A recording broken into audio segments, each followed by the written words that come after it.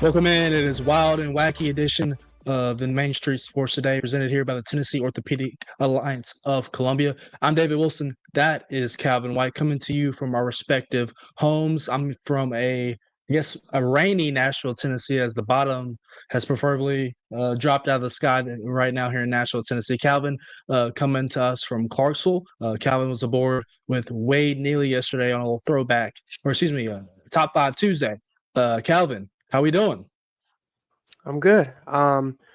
It rained here for about 15, 20 minutes earlier, but all that's kind of passed, and we are hopefully sunny skies for the rest of the day. Excited to bring another good show to the people. Right. It seems like you brought that weather a little south down to Nashville, as like I said, it's absolutely pouring outside right now. So, we'll try to weather that storm. And we are looking forward, as Calvin mentioned, to a really good show this afternoon. Is Wild and Wacky edition here of Main Street Sports Today. Looking forward to continuing our SEC football previews here in the next segment coming up at 2:20. We have Anthony Christensen of WholeHogSports.com joining us to talk a little Woo Pig as the Razorbacks and head coach Sam Pittman look to get going here at the end of the month as they get closer to their season opener against Alabama A&M. They have a brutal schedule that includes Notre Dame coming to Fayetteville this fall, and obviously SEC play with conference realignment. Whole list of contenders that the Razorbacks have to contend with this season. Looking forward to talking to Anthony really soon. We'll get into the grab bag in that 3 o'clock hour, talk a lot of things that have kind of popped up here this afternoon. One of them is Tennessee moving their sponsorship with their jerseys from Nike back to Adidas. We'll talk a little Tennessee Tech as well, as there's rumors that they could be joining the SoCon conference here. And, once again, conference realignment has really perked up over the last couple of years. We'll talk a little Tennessee Tech as well. Looking forward also to being joined by Heather Williams as she joins us for a weekly segment around 3:20 Central Time. We'll talk a little NASCAR. Calvin's favorite subject is SVG. Dominates the road courses yet again up in Watkins Glen, New York. We'll also talk a little Colin Zillage, who had a freak accident in Victory Lane on Saturday after claiming the Xfinity Series trophy. Fell out of his car while trying to stand on the hood and broke his collarbone. So we talk a little Colin Zillage, and we'll also talk a little race in the NASCAR playoffs with 2 races remaining until the postseason. They'll be in Richmond, Virginia this weekend and head to the beaches of Daytona Beach for the final playoff race. Calvin, we got a good show going on. I failed to mention, the Braves and MLB chatter segment. Seems like every time we host this show, the Braves have another loss for us to dive into. Yeah, I can't really blame you. The Braves are kind of easy to forget at this point in the year, really the past couple months. But nonetheless, we will talk about them anyway. We will talk about another beatdown that they suffered last night, especially at the hands of a rival. So we will try to grit our teeth through that one and get through another MLB chatter segment. Yeah, that couldn't have been said any better. We will soldier on despite the Braves' continued losses, at least while we're gracing the presence of this show. We'll get into last night's and results and today's schedules here right now on The Rundown. This is The Rundown.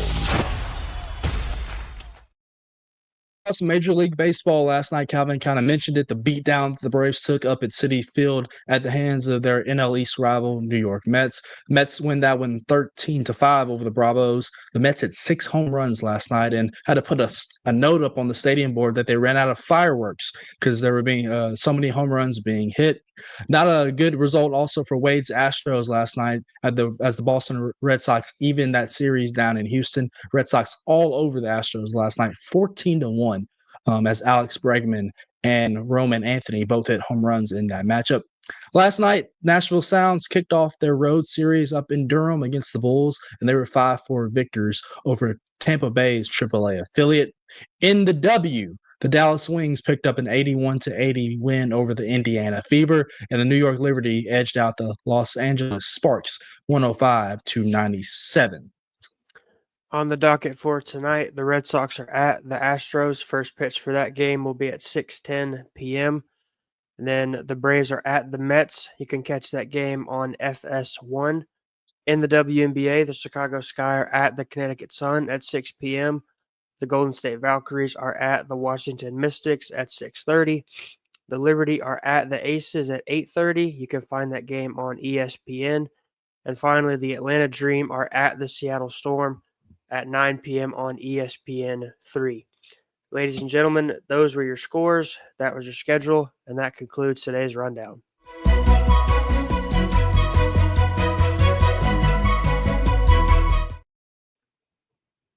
Our top story is brought to you by the good folks down at Piggly Wiggly and Neely's Mill in Columbia, open from 11 a.m. to 6 p.m. Be sure to check out their delicious daily lunch menus. And they also offer hand-cut meats, and everything is cost plus 10 at the cash register. Piggly Wiggly, Neely's Mill in Columbia. Presenting you our top story, and Calvin and I were kind of discussing this before we came on air for the show. Jerry Jones in news this morning divulged some information in an interview with the Dallas Morning News this morning as Netflix gets ready to premiere a documentary over the Cowboys, nicknamed America's Team, the Gambler and His Cowboys.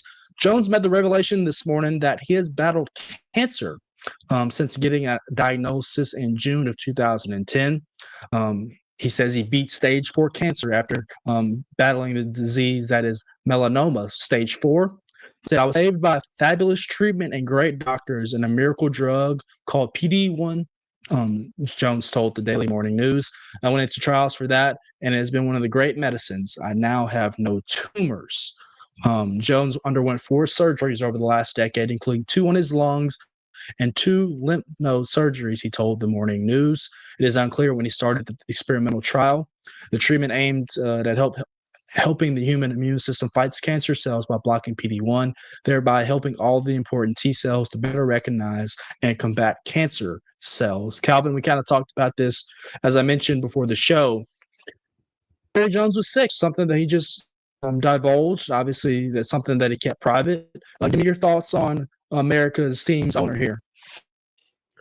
Yeah, him and Robert Kraft are probably the first 2 owners that you think of when you talk about owners of NFL football teams. And, he's kind of he's the face of America's team. No matter who the head coach is, no matter how good or bad they are, he's been the face of that team for a very long time. Led them to a couple Super Bowls in the 90s. And, obviously we never want to talk about anybody having cancer, but, obviously we're glad and happy for him that after, especially a battle this long, 10 years, that he was able to kind of fight and beat that. Yeah, absolutely. I'm really interested also to kind of dive into this documentary. Among the 40 hours of recorded interviews contains a clip in which Jones admits to receiving cancer treatments at a New York Cancer Treatment Center, MD Anderson, about a dozen years ago, according to an article written by the Daily Mail. The episode centers around Jones' volatile relationships with former Cowboys coach and his former teammate, Jimmy Johnson. So, obviously, the Dallas Cowboys have made a lot of news, not only of late with the Micah Parsons saga, in which he's, holding in per se for a new contract, asked to be traded. He's the face of the franchise right now, along with Dak Prescott. But also to see and hear this news of Jerry Jones coming out makes me think about a lot of things. Obviously, they are the premier organization in NFL. We'll get into something in the grab bag later. Go ahead and kind of spill the beans. His franchise is evaluated at $12 billion. This is the highest grossing NFL organization by a landslide in the National Football League, which is the #1 revenue builder here in North America. So, Jerry, he's a mixed figure. He likes to be in the headlines per se. I haven't seen an owner that likes to hold post-game press conferences like Jerry. He is a one-man show per se, and he has personality to boot with it. So this was just something really interesting to come out before we dive into the documentary that's going to premiere on Netflix here in the next couple weeks. Yeah, and it's always the big talk with the Cowboys ever since the 90s is, when are they going to get back? They had that really good year when Dak Prescott and Ezekiel Elliott were rookies. Made it to the playoffs, but ever since then they've just kind of hung around mediocrity. It seems like no matter how much talent they bring in or how much money they give Dak Prescott or Micah Parsons or players like that, it seems like the Cowboys are kind of always hanging around mediocrity, especially the last couple of years with the Eagles in the same division winning Super Bowls and the Commanders making a run to the conference championship game last year. Yeah, absolutely. Interesting to see. You kind of mentioned how that NFC East is going to shake out. Obviously, with the emergence of Jaden Daniels in Washington, the defending Super Bowl champion Philadelphia Eagles also being in the division. What steps do the Cowboys have to take in order to get themselves back to where they want to be? They haven't been to the NFC Championship game since the 1990s. Haven't won a Super Bowl since then. So it's been a long time coming for Jerry, who is going to be 82 years old. I think turns 83 in October. So it's going to be interesting. Just reading over this, you know, I'm just glad he's still here. Just, that diagnosis with the cancer is very rough. Obviously, as the article mentioned, diagnosed in June of 2010, went 2 surgeries on his lungs over the next 10 years and 2 over his lymph nodes. So glad to see that Jerry obviously is still with us. The NFL is better off when guys like him are definitely in the mix. So wish continued health and recovery. Obviously, the Cowboys are America's team. And so he is America's owner per se. So I'm glad to see that he is doing better and on the right track. Once again, we're looking forward to a great show here on Main Street Sports today. Having a little SEC football here very shortly with Anthony Christensen of Whole Hog Sports as we dive into Arkansas and Calvin. Before we go to the break really quickly, maybe kind of give me a preview or your thoughts on Arkansas. Obviously, they're a team that we'll get into that's kind of up hit or miss per se. It seems like every year when we get to this point of the season, we're talking about Sam Pittman and his job security per se. Is he on the hot seat? Is he not? Give me your thoughts on the Hogs before we head off to the commercial break. Yeah, they had a really good stretch under Sam Pittman, and then ever since then, they've just kind of been kind of like the Cowboys, just hanging around mediocrity and at times just playing not very good football. It seems like the last 2 or 3 years we've been talking about if Sam Pittman's been on the hot seat. If I remember correctly, they almost beat Tennessee last year. But I mean, Arkansas, they've just been one of those teams in the SEC that's been kind of hanging around the middle of the pack for a while. So it'll be kind of interesting to see what insight Anthony can give us onto the Hogs this season. Yeah, absolutely. It seems like with conference realignment in the SEC, it's very hit or miss scheduling wise. The benefit you get per se, the breaks you get with the schedule. And it seems like this year, really the last 2 years with Arkansas' schedule, they didn't really catch a lot of breaks in the SEC.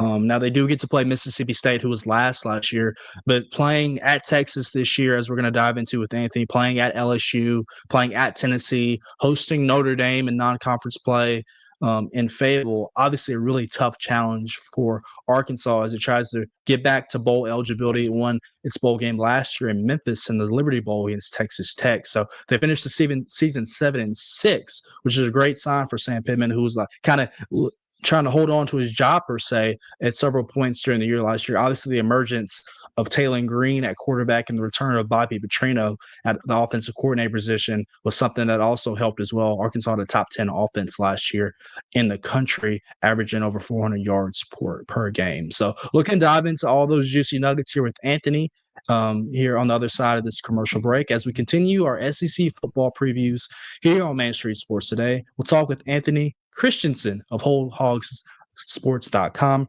right after this here on Main Street Sports Today. Stay with us.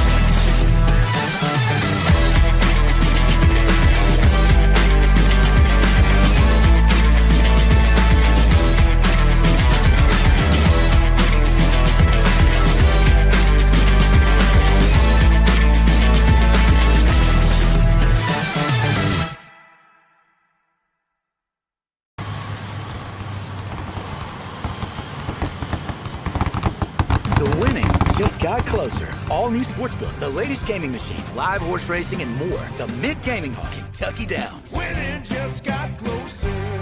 Deep in a forest at Nashville Zoo, new creatures here for you to view. Phantoms graced in black and white swing high in trees of dappled light. In rocky crags, tall and steep, small antelopes with nimble feet. A wise old man with beard of white, a sentry perched on stony height. Amidst it all, a hunter lies, with coat of gold and steely eyes. A new adventure just for you. Leopard Forest at Nashville Zoo. Open now. Busy bee, yeah, busy bee. If you need Hold on, y'all, hold on. I need to make a call. Hey, this is Brianna with Busy Bee. I'm giving you a call to let you know your technician is on his way. 833. Busy bee. Guys, not yet. Not yet. Busy bee, oh, Now I'm ready, guys. Call 775-7833. Custom Stone Handlers supplies over 600 distributors and suppliers with quality stone products. Along with Riverstone, we produce and distribute over 100 building, landscape, and other bulk products. Our goal is to provide quality products, service, and partnerships to ensure our customers' success. We firmly believe the measure of any person or company is how you treat other people and customers. Give them a call at 931-490-4990 or visit CustomStoneHandlers.com.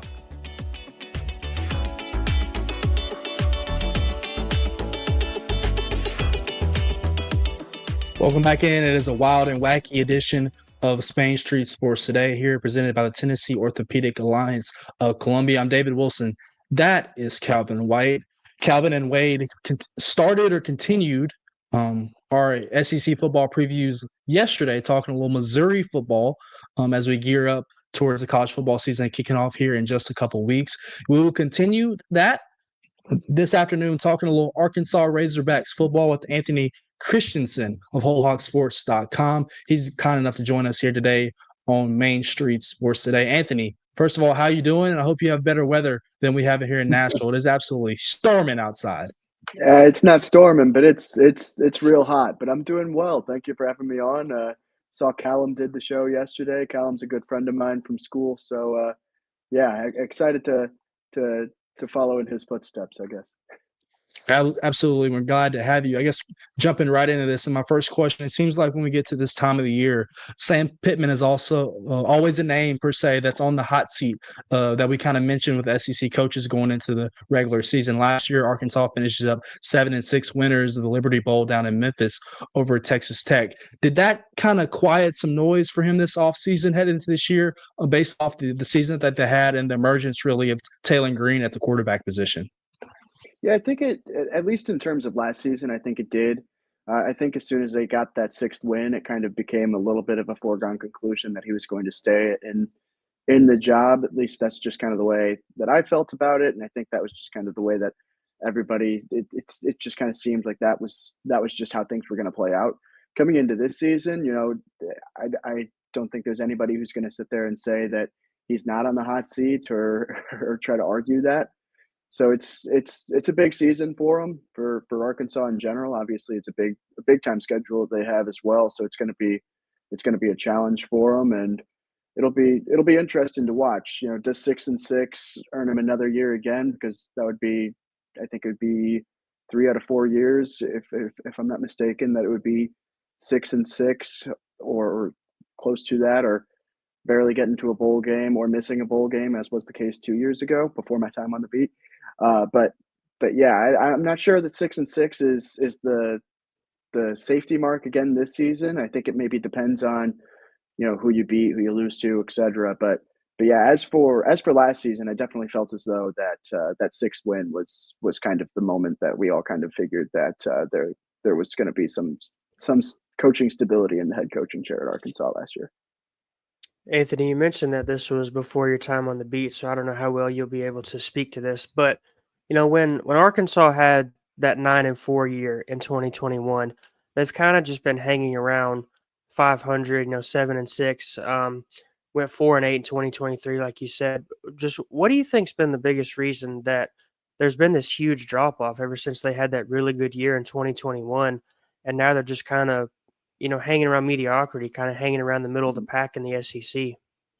Yeah, it's a great question. So I'll try to answer it to the best of my ability because it was before my time. But I think you remember, going to that season, just how exciting they were to watch, how much they, hung in the games against the top teams that they played against, and really took care of business against the teams that they were supposed to. I think more recently it's been less of that. I mean, you look at their record against the top 25 teams in recent years is not very good. Take out the Tennessee game from last season, and they just haven't hit those same heights. So as for reasons for that, it's a little hard to say for me personally, just because I've I've only been on the beat for a year and a half now. But I think the biggest thing that I've noticed is probably continuity on the offensive line has been one of the big things that, at least from my vantage point, that I've seen, because they will lose a lot of offensive linemen each offseason, it seems, and it seems like that's been,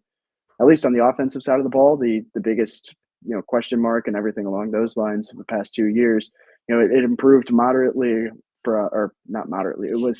I believe it was the worst Power Five offensive line 2 years ago, and then it improved to be kind of in the middle last year. So they're trying to keep on with that progression.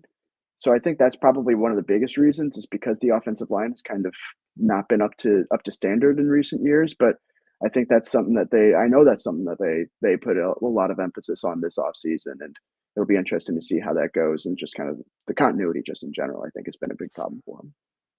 Do you think that they could ever get back to that point where they were at, not necessarily competing for SEC championships and national championships and things like that, but just being more competitive, in conference play, and kind of having that continuity like you talked about?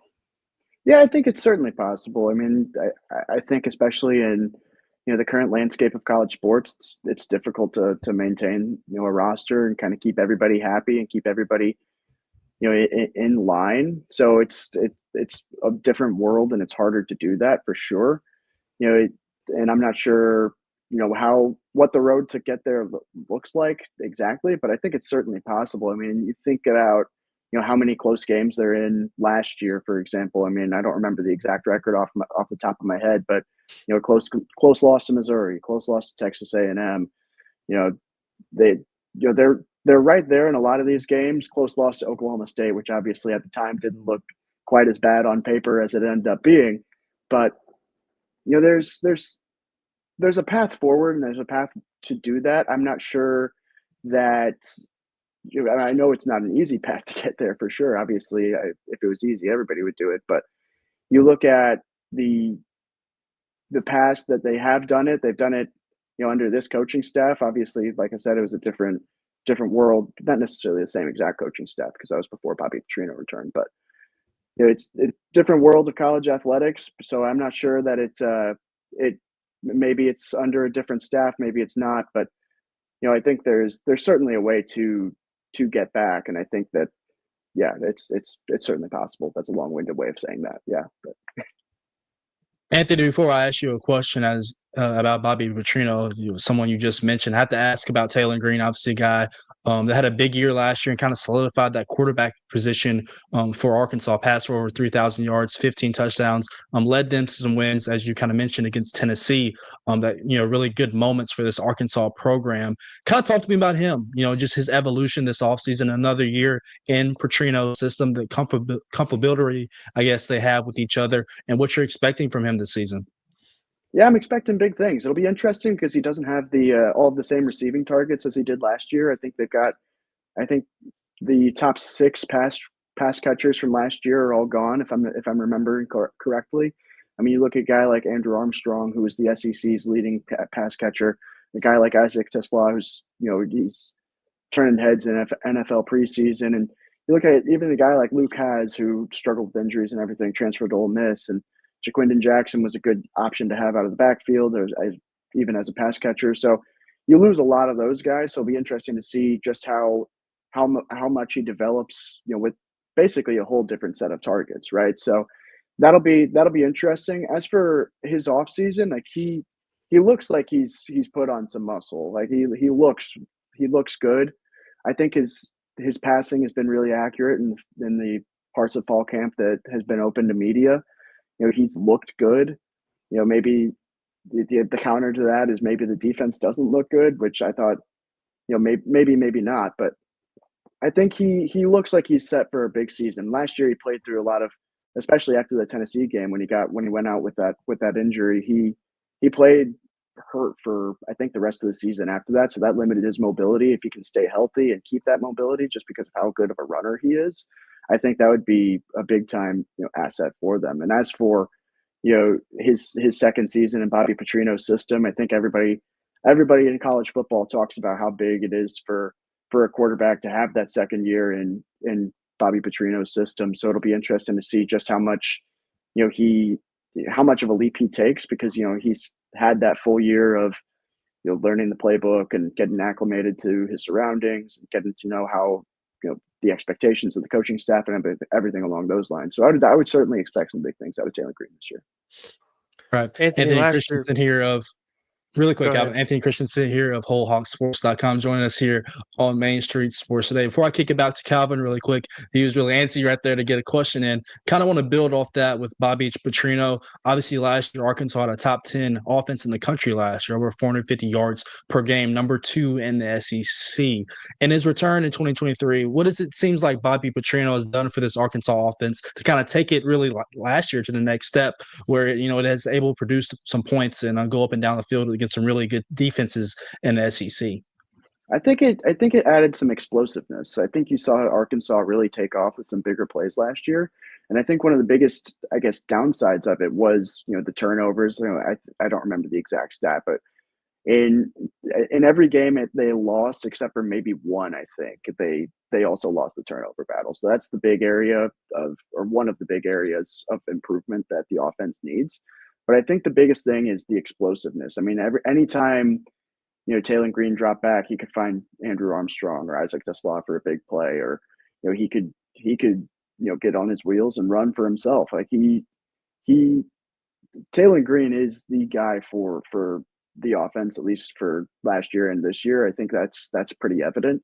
And I think that with Bobby Petrino, obviously he's he loves the big plays, he loves the running plays, and I think that's definitely kind of what you saw from last year. And I think that's something that you could definitely expect again this year is the big plays. And maybe if they got the improvement they want on the offensive line, maybe that could even be improved some more. But yeah, that's kind of what I think with regard to what Bobby Petrino, I guess, brought to Arkansas last year.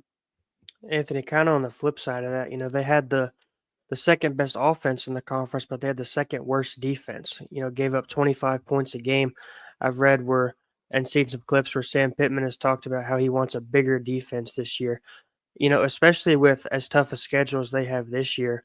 There's no easy schedules in the SEC to begin with, but kind of how's that defense shoring up after last year? When they had that second worst defense in the conference, only to Mississippi State, who gave up 34 points a game. Yeah, it's a great question because we only get to see so much of the first team defense in fall camp. We get to see 4 plays per day, and that's kind of what we get to see. So it's a little tough to answer, but I think you certainly see that they've tried to add some size, especially in their safeties. Their safeties are a lot bigger this year. I think just kind of across the board, it looks like they've added size. It looks like they've added some versatility, so you can plug guys in at different spots and do some things like that. I think the defensive line is kind of where I think it's one of the more interesting spots because they did lose a lot from that area, especially when you look at a guy like Landon Jackson going into the NFL draft, and you lose a guy like that, and that's obviously going to be big. They're really excited about Quincy Rhodes, who was Landon Jackson's backup last year, and how he's kind of developed and kind of learned in kind of the understudy role to Landon Jackson last year. So it'll be interesting to see just how much he progresses. He looked good in the Liberty Bowl as well. So that's where I'm kind of intrigued. But yeah, like you said, I think the big plays, it's kind of the opposite. The big plays on offense were really big for him last year. The big plays, conversely, on defense were really bad for him last year. I think the biggest thing, was just the propensity.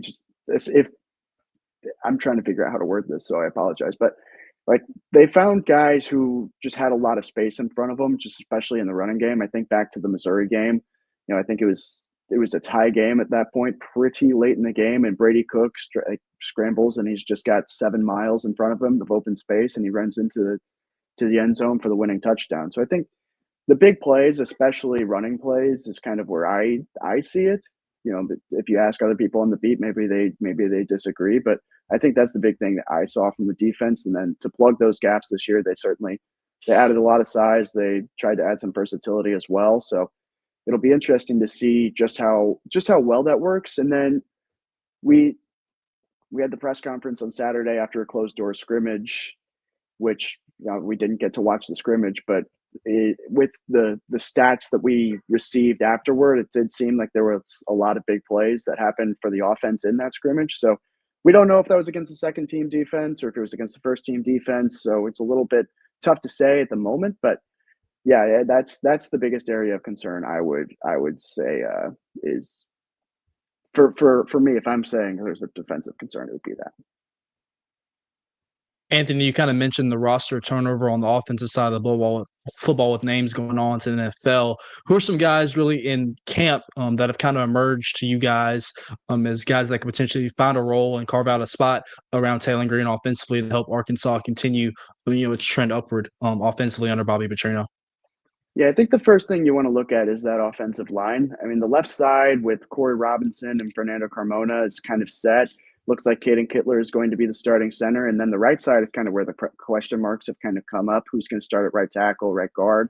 Do you start Kobe Branham, who's a redshirt freshman who's looked good at times? Do you start Marion Harris? Do you start Keyshawn Blackstock? Do you start Shaq McRoy for a transfer from Oregon who redshirted last year? So there's a good competition happening there.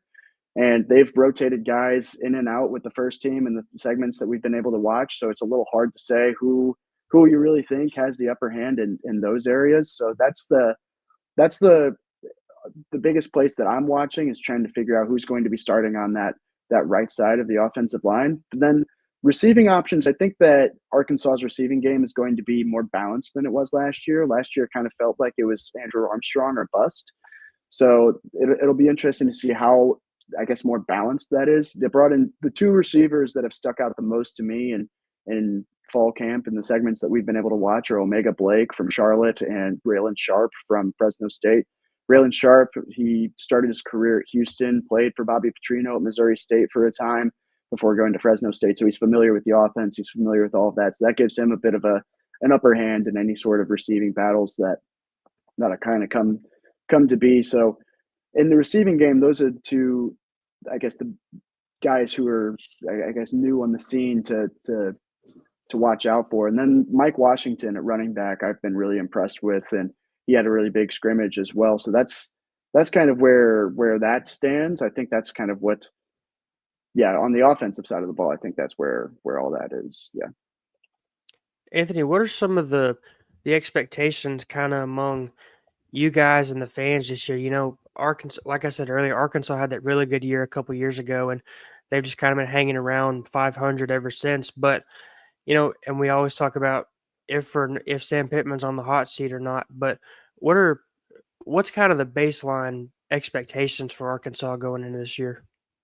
I think the biggest thing is I think a lot of people are kind of anticipating it to be a down year, at least on paper, just from kind of what you see from Twitter people and everything along those lines, which Twitter's not real life and whatever. But yeah, I don't know exactly where I stand on what my personal expectations would be, because I keep kind of going back and forth on what I think. I think the team could go anywhere from like 4-8 to 8-4, somewhere along those lines. So there's a lot of that kind of wishy-washy, just kind of, you don't really know exactly where things are going to stand. And I really don't know that we're going to know just how good or bad or in the middle this team's going to be probably until that 3rd week at Memphis, because I think that's going to be their first big test. Arkansas State in Little Rock will be interesting because it's the first time those 2 teams have ever played against each other.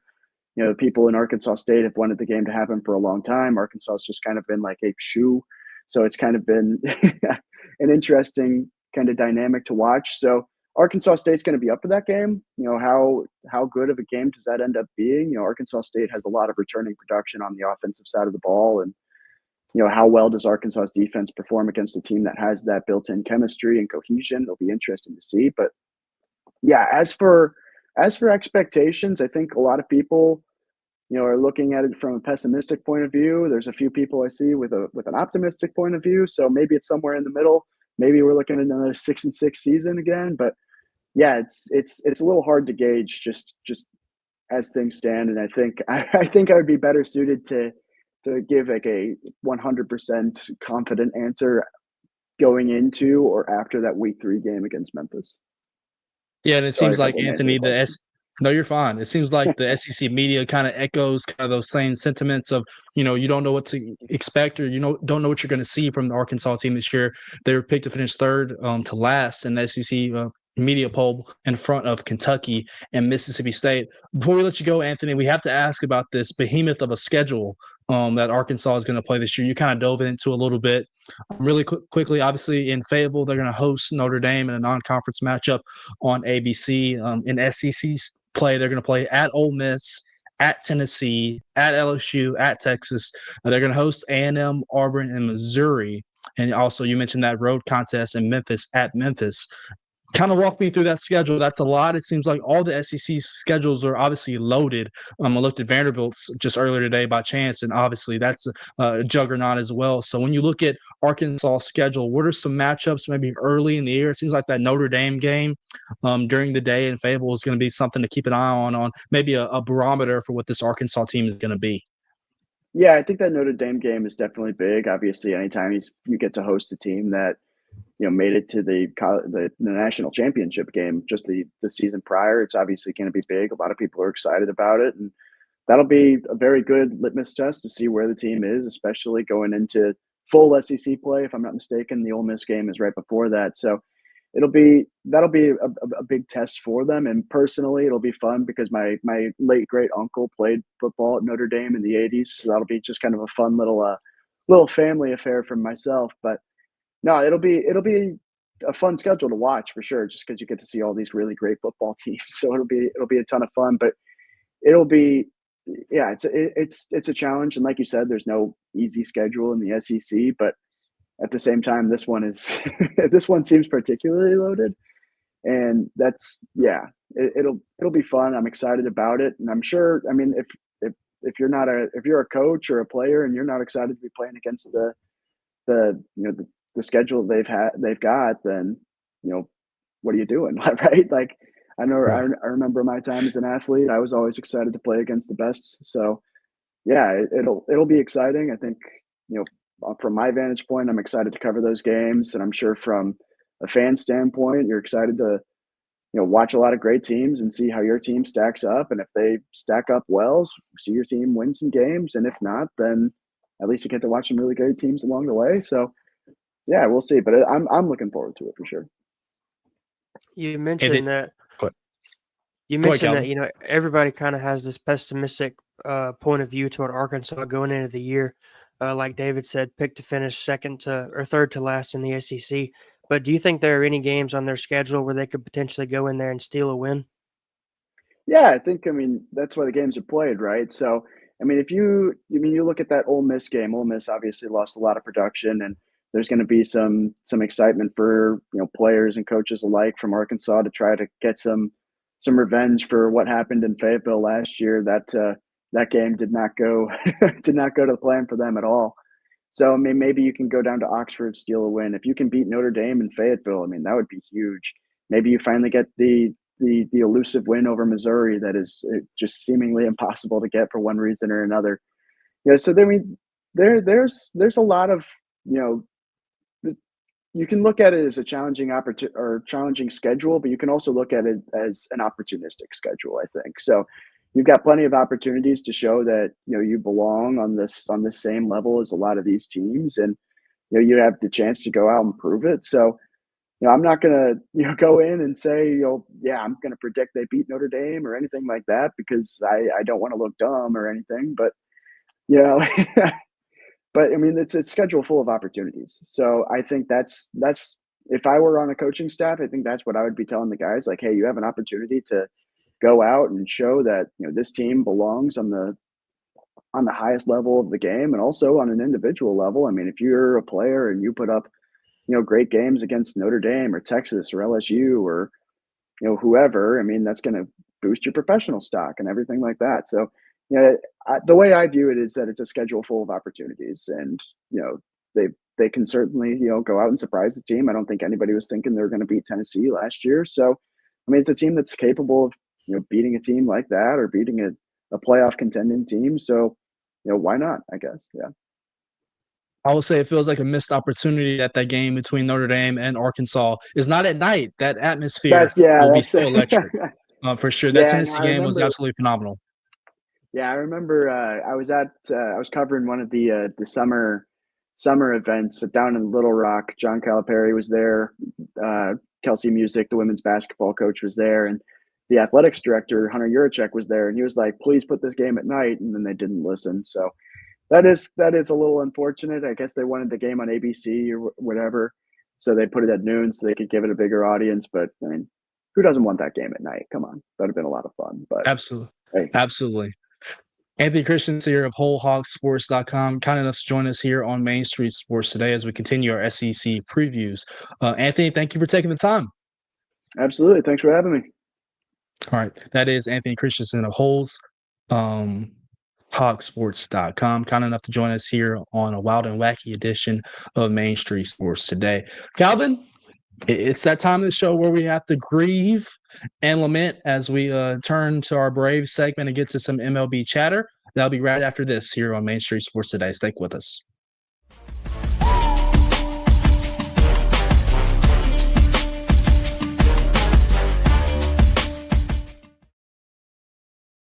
They walk among us, but at 240 miles per hour, they become something more.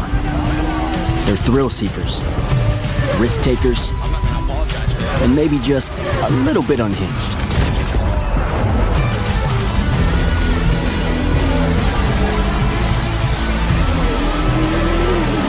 Buckle up. This new era of speed, this racing revolution, it's just getting started. Hi, I'm Stephanie Miller. Main Street Media is partnering with Borchetta Bourbon Music City Grand Prix at the Nashville Superspeedway to send a family of 4 to the race August 31st. To register, please visit any Main Street Media website and look for the Register Here banner. You'll also receive some fantastic Borchetta Bourbon Music City merchandise. We look forward to seeing you at the race.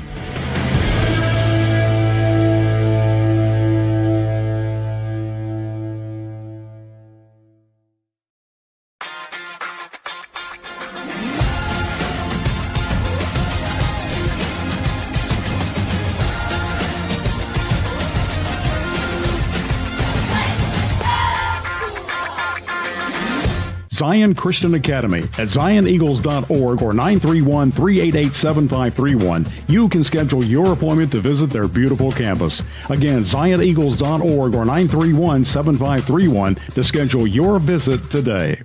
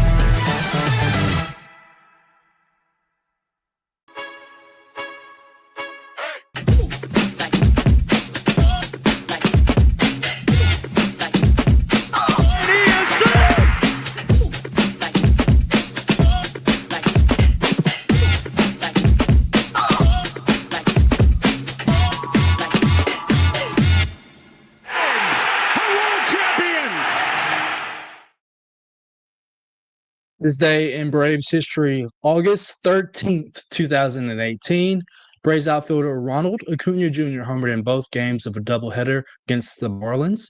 Acuna took right-hander Pablo Lopez deep in his first at-bat of Game 1 and followed with another leadoff blast against Mirandy Gonzalez in Game 2. The Braves swept both ends of the doubleheader, and Acuna finished the day 5 for 8 with 2 home runs and 5 RBIs. He became the 4th player in MLB history to accomplish the feat of homering in both games of a doubleheader, joining Harry Hopper in 1913, Ricky Henderson, the stolen base king, in 1993, and Brady Anderson in 1999 as the only players to accomplish that feat. That is this day in Braves history, all the way back in 2018. Calvin, not so much luck for the Braves last night once again. Good news is the aforementioned Ronald Acuna Jr. is working his way back from a calf strain. Seems to be likely to join the Braves and playing this week in the road trip, whether up in New York at Citi Field or in Cleveland, as the Braves travel to the Guardians this weekend. Another tough effort last night for the Braves as they fall to their NL East rival New York Mets, 13-5 last night at the final up at Citi Field. Tough night for Spencer Strider last night, who gave up a career high 8 earned runs in 4 innings pitched. And the Braves pitching staff overall surrendered 6 home runs last night to the Metropolitans, who had to put a message on the scoreboard saying they ran out of fireworks because they were shooting and hitting homers so quickly last night up in Queens. So a disappointing night for the Braves, who kind of ended their last homestand on a high note, considering the season that they've had playing against the Miami Marlins. So I guess a disappointing way to start the road trip after finishing the homestand, playing better baseball than they had. Yeah, we got so used to the Braves hitting 6 home runs in a game that, and earlier this year, it seemed like the Mets were the only team the Braves could beat. I think they took 3 out of 4 from the Mets, a couple months into the year to kind of make it seem like they were somewhat turning things around. They won 1 series against the Mets, and ever since then, it's just been all the way downhill.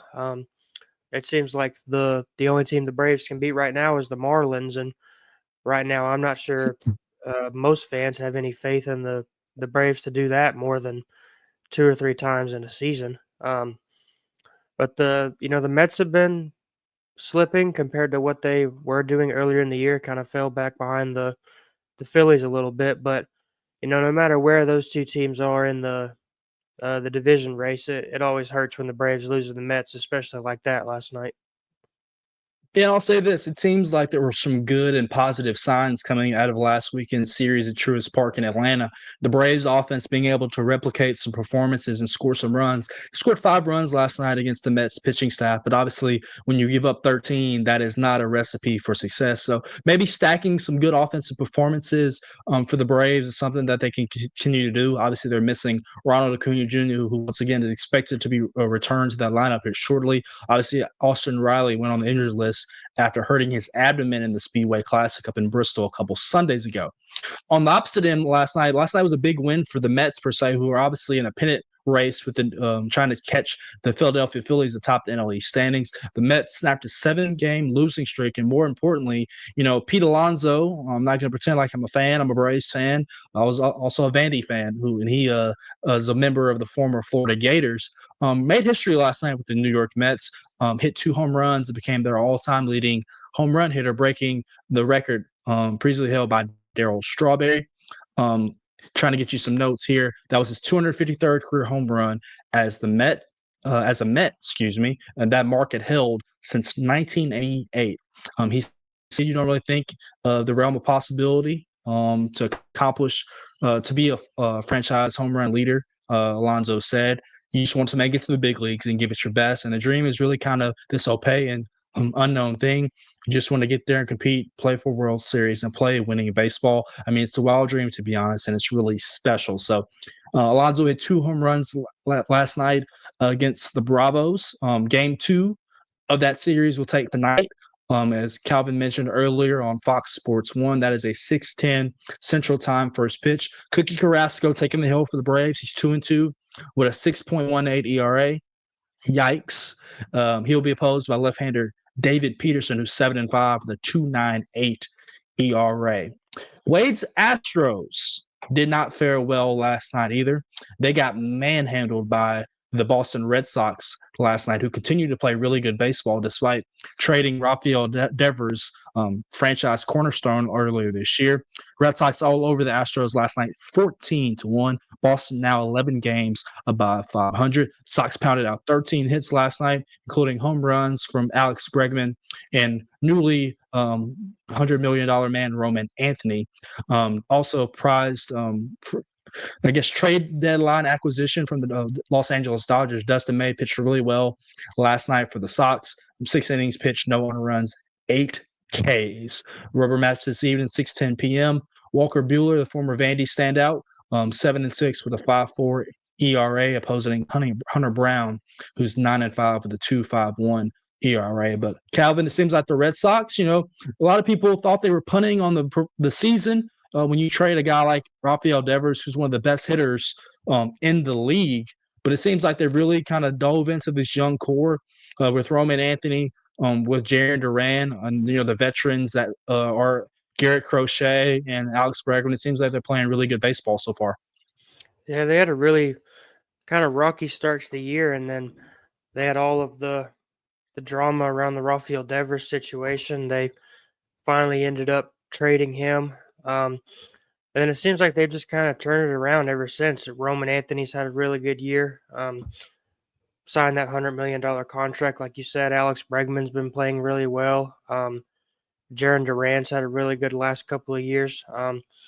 And kind of in that same boat, it seems like the Astros, when they got rid of that core of Carlos Correa, Alex Bregman, George Springer, the only one they kept from that core was Altuve. It kind of seemed like the Astros were going to take a big dive from where they had been, kind of over the last decade, making the playoffs every year, making it to the World Series, AL Championship Series. But them and the Red Sox have had a lot more rocky years recently than the Astros have. But I think when you look at both of them, they're kind of two franchises that people thought would kind of fall off harder than they have. And they've turned out to, I believe the Astros are still leading that division, and the Red Sox have kind of turned it around after a rocky start to kind of, somewhat catch up to those leaders up in the AL East with the Blue Jays and the Yankees.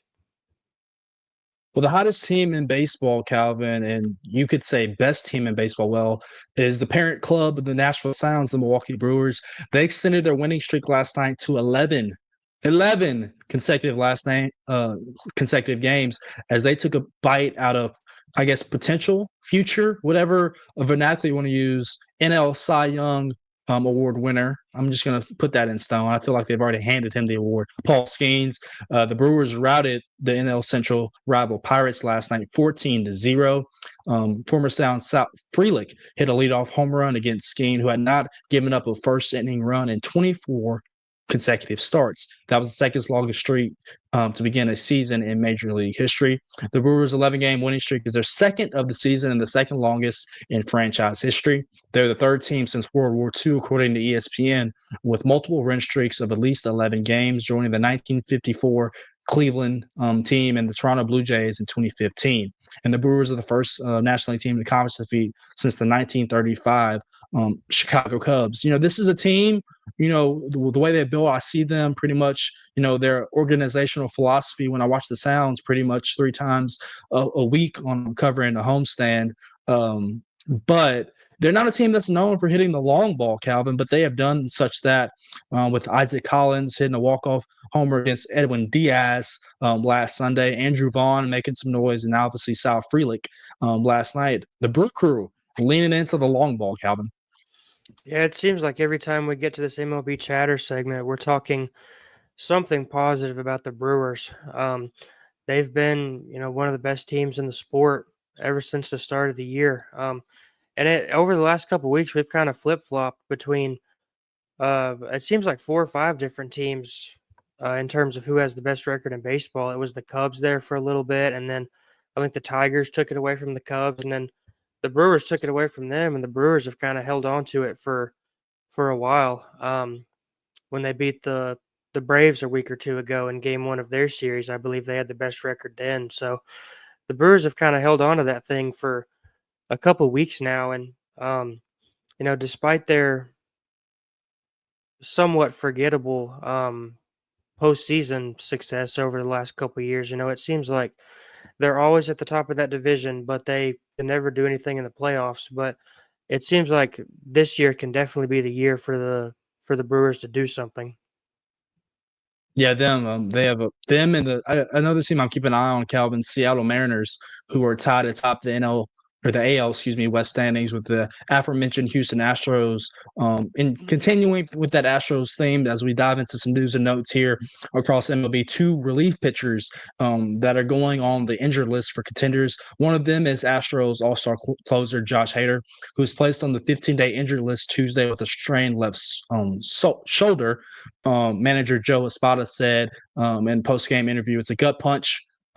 But he's seeing the doctors right now. We're getting more tests done. Hopefully this is not something that's going to be a long-term theme. Hader, who's in his second season with Houston, is 6-2 with a 2.05 ERA and is tied for the third in the major leagues with 28 saves and 48 appearances. So the Astros losing their closer as we reach kind of the dog days of summer and we head into a pennant chase. And then a team that's had to deal with some injuries all year long, Calvin, is the Los Angeles Dodgers. And their bullpen got even more thin on Tuesday when Brock Stewart went on the injury list with shoulder inflammation. The Dodgers traded for Stewart at the trade deadline with the Minnesota Twins. We're optimistic that he'll be back. General Manager Andrew Friedman said before the Dodgers' 7-6 extra inning loss last night to the Los Angeles Angels, their second straight loss to the Halos. So, this is a team that's had a lot of relievers put on the shelf. We're talking about Evan Phillips, Brusdar Graterol, Michael Kopech, free agent additions, Tanner Scott and Kirby Yates. So the Dodgers, despite being kind of widely thought as one of the best teams in baseball, still struggling with the injury bug, and you're still trying to get Mookie Betts going a little bit.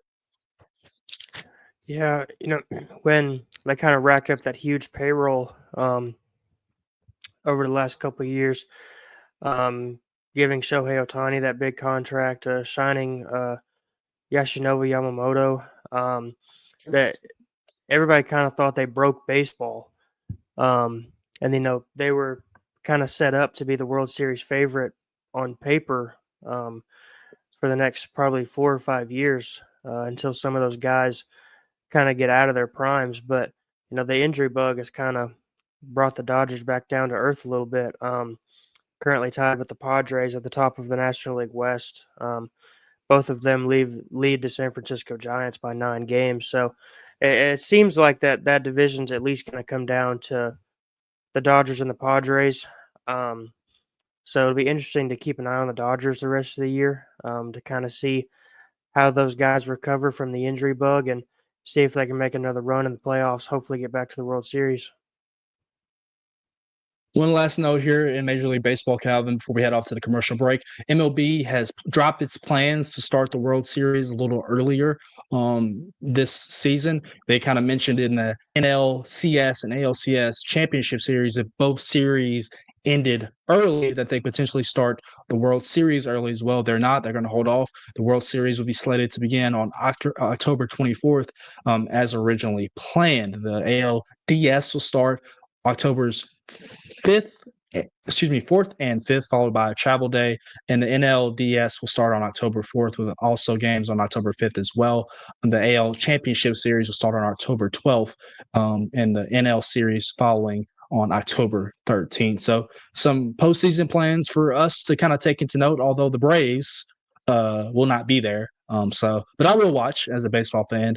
Hopefully the Dodgers will, Tommy Bryan's Dodgers per se, I'll give them that credit, will not repeat as World Series champions. So that'll do it on this edition of the Baseball Chatter as we dove into the news and notes across Major League Baseball.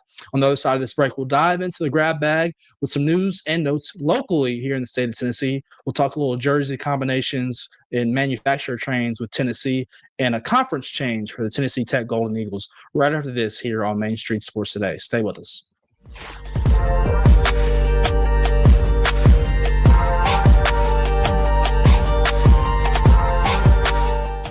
Jones & Lang Sporting Goods here in Columbia has been outfitting teams, officials, and anybody else from T-ball to college for 50-plus years. Be sure and check them out at 931-388-8060 or online at jonesandlang.com. Jones & Lang Sporting Goods, the look of a winner. Zion Christian Academy at zioneagles.org or 931-388-7531. You can schedule your appointment to visit their beautiful campus. Again, zioneagles.org or 931-7531 to schedule your visit today.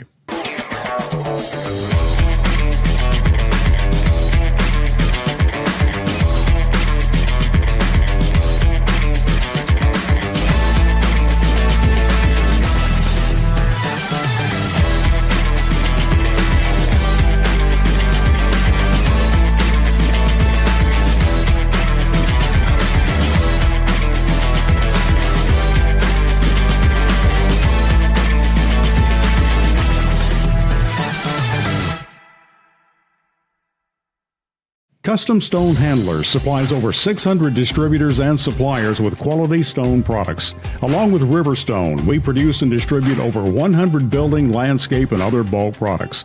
Our goal is to provide quality products, service, and partnerships to ensure our customers' success.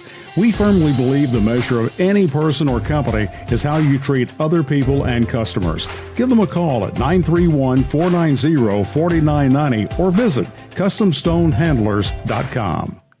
Piggly Wiggly, located in Neely's Mill Shopping Center, is Columbia's locally owned and operated Cost Plus 10 grocery store dedicated to serving the community with low prices and smiling faces. Piggly Wiggly offers fresh, hand-cut meats daily as well as daily hot plate lunches from their deli counter. You're certain to see smiling faces and a helping hand when you're here at Piggly Wiggly. Come by and check out our fresh produce, high-quality meats, and more. Down home, down the street, we'll see you at the Pig.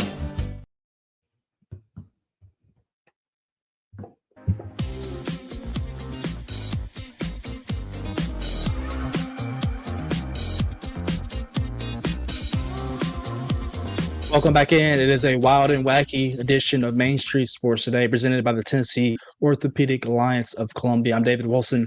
That is Calvin White coming to you from our respective homes. Time to dive into the grab bag as we talk all things from preps to pros here on Main Street Sports Today. And Calvin, some news that kind of broke while we were on the air here.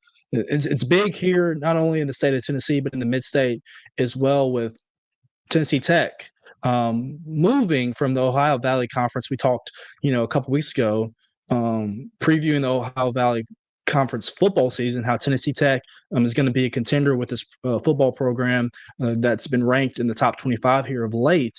They are now moving to the Southern Conference, the SoCon, as per se, effective July 1st, as that graphic says, in 2026. They will join in-state programs, East Tennessee State University and UTC, in a conference that also includes the Citadel, Furman, Mercer, University of North Carolina at Greensboro, Samford University down in Birmingham, the Virginia Military Institute, West Carolina University, and Wofford College. The press release says that the Golden Eagles will match up against spirited rivals ETSU and Chattanooga while meeting with some conference members for the first time. 14 of Tech's 15 sports, obviously beach volleyball in this release is not a conference sport, will compete in the SoCon Conference. This historic move changes the directory of our athletic aspirations and makes a statement to our campus and our community that Tech sports will be part of a vibrant conference with new geographic rivalries, said athletic director Casey Fox. Our student athletes and coaches will benefit from the reputation and competition the SoCon has to offer.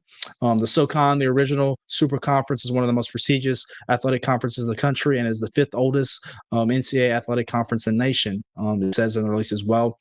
It sponsors 20 varsity sports, and its championships consistently produce participants for Division I national championships. So, Calvin, your thoughts as Tennessee Tech makes a powerful and maybe historic move, obviously, moving from the OVC to the SoCon. Yeah, Tennessee Tech's been kind of synonymous with the OVC. They've been in there for 76 years, since 1949. So they've been obviously one of the staples of the OVC for a very long time. Like you said, they're going to play every varsity sport that they have except beach volleyball over in the SoCon. The SoCon's kind of one of the original conferences in college sports. Most of the teams that are in the SEC right now started over in the SoCon. So it's obviously got a bunch of rich history there within that conference. So it'll be cool to kind of see how Tennessee Tech makes that transition and see how competitive their sports teams are over in what some might say is a tougher conference. Yeah, absolutely. Just kind of diving further into this press release, Tennessee Tech shares the second most OVC football championships in OVC conference history with 11. The women's basketball team has racked up 19 regular season championships, while the men's have won 3.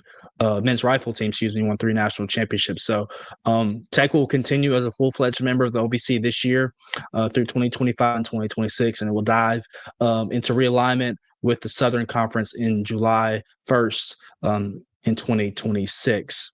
Moving on, some other news that came across Twitter, X, whatever you like to call it, this afternoon, obviously, is Tennessee football switching its manufacturer, its logo. They're going to go from Nike back to Adidas. That was reported by Brent McMurphy of On3 Sports this afternoon. Reading here from Chris Lowe from ESPN, as Tennessee's deal with Nike gets ready to expire, it is reported that the Vols will be switching back to Adidas as the school's apparel provider. Tennessee parted ways with Adidas back in 2014 to join the Nike family, and now they are switching back. Through the partnership, the university is set to receive $1.2 million in base compensation in 2025 and 2026, and $4.5 million in annual product allotment. Tennessee's contract with Nike expires June 30th, 2026. That is when the Volunteers will make the official switch to Adidas. This deal was originally reported back in July of this year by the Sports Business Journal. So this isn't an uncommon move.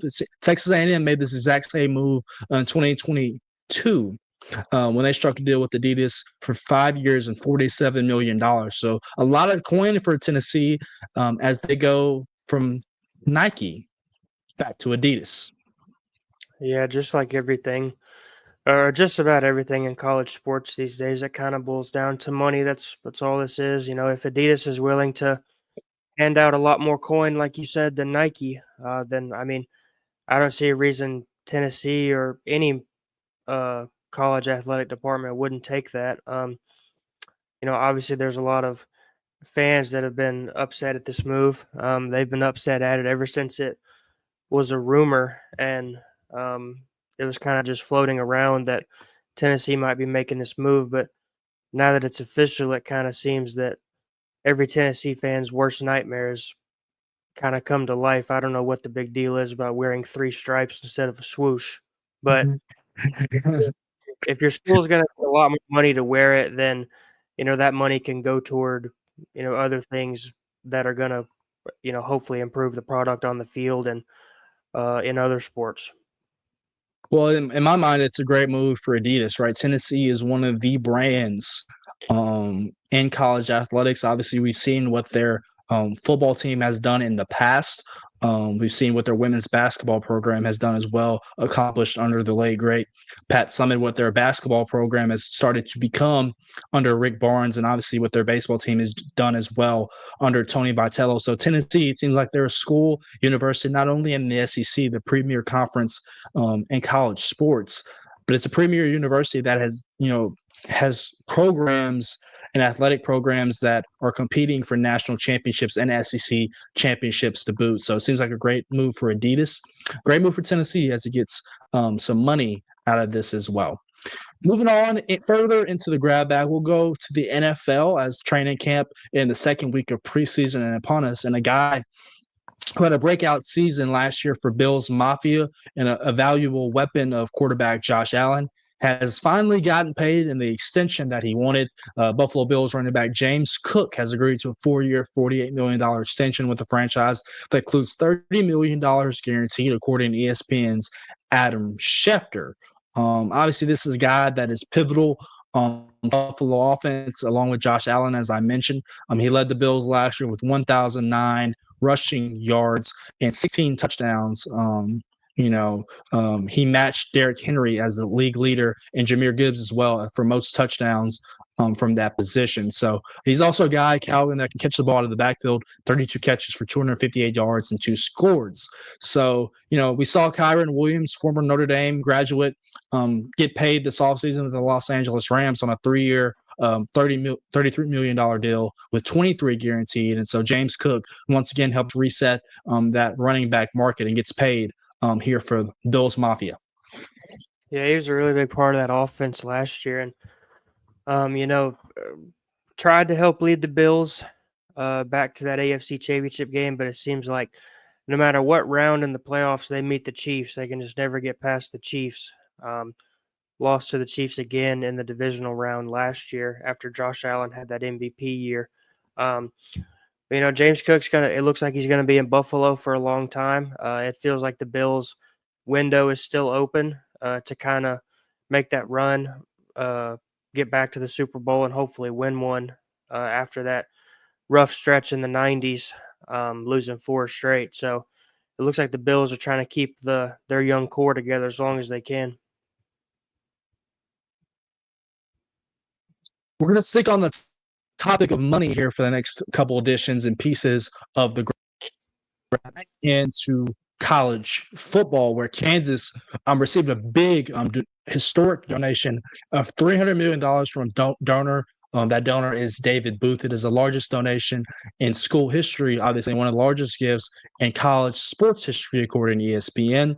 Kansas plans to split that money between renovations of David Booth Kansas Memorial Stadium and other construction in that immediate area. The school has set aside $75 million for those improvements. And here's a quote from Kansas Athletic Director Travis Goff.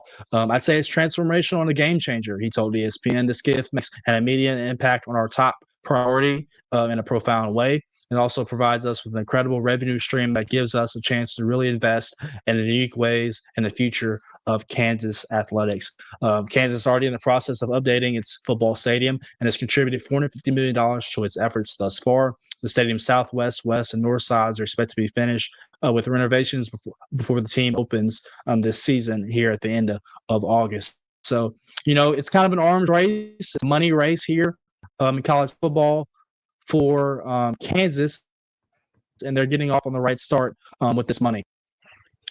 Yeah, I don't know who David Booth is, but I wish I had $300 million to give away. But it seems like, every time we talk about the Kansas athletic department, we always talk about men's basketball. And it seems like a lot of times that's the only thing we talk about. Their football team has been better over the last couple of years, but obviously $300 million is a lot of money for anything, but especially that's going to go a long way toward the college athletic department these days. So hopefully Kansas can kind of use that money to, for NIL facilities, whatever they decide to use it for. But hopefully Kansas can kind of improve that athletic department as a whole and kind of get everybody off the back of men's basketball a little bit. Calvin, we talked earlier in the top story about Jerry Jones and his battle with cancer. Obviously, the Dallas Cowboys, we kind of mentioned, the marquee franchise in the NFL, and their pocketbooks have continued to get richer and richer over the years. In this story from CBSSports.com, the Sportico recently released the franchise valuations for the 2025 season. Number one evaluated at $12 billion dollars. So 9 of the 32 teams in the NFL saw an increase to 20% or more, and the value of 2 franchises leapt by over 30%. So could you imagine being Jerry Jones, Calvin, your franchise being worth $12 billion, potentially trying to poach you, of giving you $12 billion per se and say, this is what I want for your business? Yeah, the NFL's been the premier sports product in America for a long time. A lot of the league's teams are kind of jumping in value, like you kind of read. But I just couldn't imagine being somebody that not only owns that team, but especially being somebody that wants to buy one of those teams and just kind of making a phone call and being like, "Hey, I would like to give you $12 billion." Like, you just have that on speed dial. You can just kind of pull that money from your bank account and Make say some that you deferred now, payments. Make some yeah, deferred payments. yeah. But a football team and really kind of any professional sports teams, they're just getting up there in kind of stupid amounts of money in terms of value. Yeah, absolutely. Staying in the NFL, we saw over the weekend that Brown's star pass rusher Myles Garrett was in the news, got pulled over this past weekend, was clock driving 100 miles per hour and 60 miles per hour zone on the interstate in a Cleveland suburb city, or excuse me, a Cleveland suburb on Saturday morning, several hours at the Browns preseason opener. Head coach Kevin Stefanski told the media in joint practice with the Philadelphia Eagles on Wednesday that he was obviously extremely disappointed in the matter. He said it's been addressed with Myles with the football team. He needs to slow down for his safety and the safety of others. Garrett was pulled over at 2:01 in the morning in Strongsville, Ohio, according to the records. He was given a $250 fine and does not have to appear in court. Does not have to appear in court Thursday morning if he pays the fine. The incident occurred.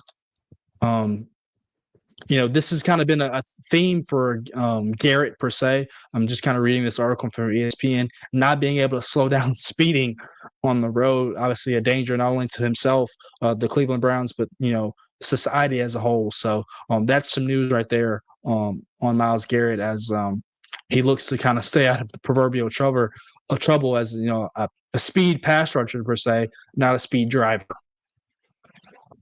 Yeah, and like every time we talk about a professional athlete or just kind of any athlete that's in the spotlight, anybody that always has driving issues, like how hard is it to drive like a normal human being? Why do you have to be driving 100 miles an hour down? You do not have to go anywhere that fast that you have to drive 100 miles an hour. And, like you kind of said, he had another driving incident a couple years ago.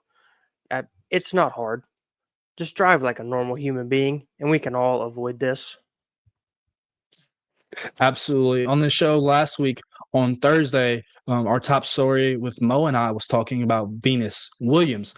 And she will get a singles wildcard entry here in the U.S. Open here in Flushing, Queens. This soon. She will make a return to the Grand Slam tennis at the U.S. Open after a 2-year absence. She will become the oldest entrant in singles at the tournament since Renee Richards, who did it in 1981 at 47 years old, according to the International Tennis Federation. The matches will begin in New York on August 24th.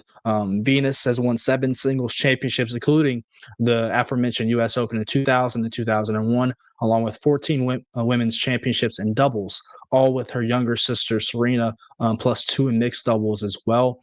She had been kind of battling back from some health issues. So as I told Mo last week, Calvin, it's always good when you get a Williams sister playing tennis. Obviously, Serena has since retired, but they had the same appeal and draw that potentially one Tiger Woods has in golf with the tennis landscape. Yeah, this says Venus hasn't participated in a Grand Slam tournament, or she last participated in a Grand Slam tournament, the 2023 U.S. Open. She lost in the first round. She hasn't won a singles match there since 2019. But she's one of the best female tennis players of all time, probably one of the best tennis players, male or female, of all time. No matter how she performs, it's always good to see one of the all-time greats out there still trying to give it a go. We're seeing that right now, like you said, still with Tiger Woods. He's always battling the injury bug. Everybody thinks that Tiger Woods can still play. It's just whether can he keep his body healthy. As long as Serena Williams can keep her body healthy, she's one of the all-time greats. She'll find a way to at least compete. Really quickly here as we butt up against the break in our next segment with Heather Williams. 2 quick notes. Obviously, in the W, we'll jump there. The Minnesota Lynx are the first team to clinch a playoff spot. They were benefactors, of the Dallas Wings 81-80 victory over the Indiana Fever last night, which clinched Minnesota's spot in the postseason. They have a 27-5 record led by MVP favorite Nephesia Collier, who has been out with an ankle injury since August 2nd. Minnesota is on a 5-game winning streak and has won 9 of their last 10 games. So the Lynx, the aforementioned favorites, in the WNBA playoff picture, they've already clinched a berth. And then finally, this is just kind of a little cool, unique little note. I'm obviously a huge baseball fan, and my dad always around this time of year has the Little League World Series up in Williamsport, Pennsylvania, on the TV and ready to go. That action started this afternoon at 12 p.m. local time here in Nashville at the Little League World Series.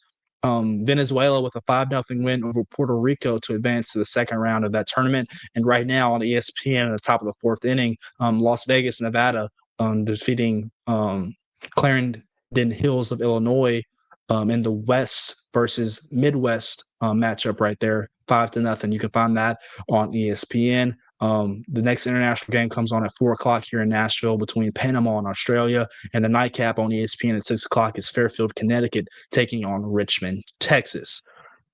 That is this edition of the Grab Bag. Coming up here, we'll talk Calvin's favorite subject. It's time for our weekly segment with Heather Williams as we dive into the twists and turns of NASCAR as they took on Watkins Glen International Speedway up in New York. We'll also talk a little NASCAR playoffs as we are 2 races away from their postseason. Stay with us here on Main Street Sports Today.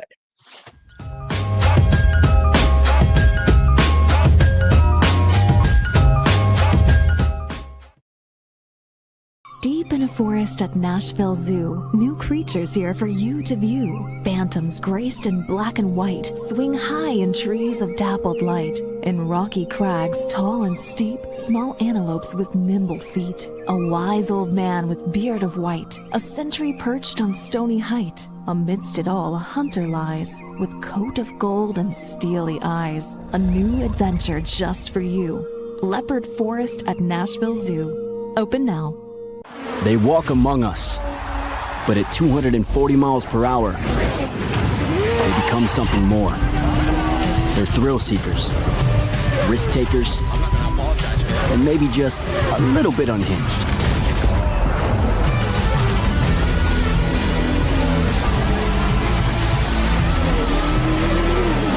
Buckle up. This new era of speed, this racing revolution, it's just getting started.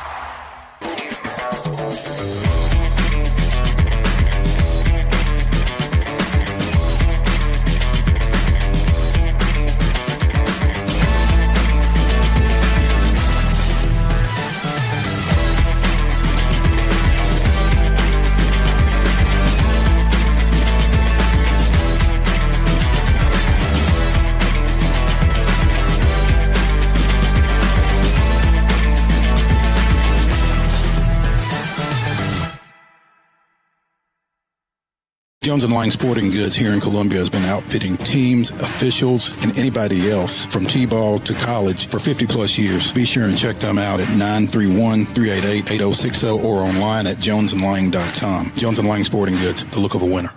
Piggly Wiggly, located in Neely's Mill Shopping Center, is Columbia's locally owned and operated Cost Plus 10 grocery store dedicated to serving the community with low prices and smiling faces.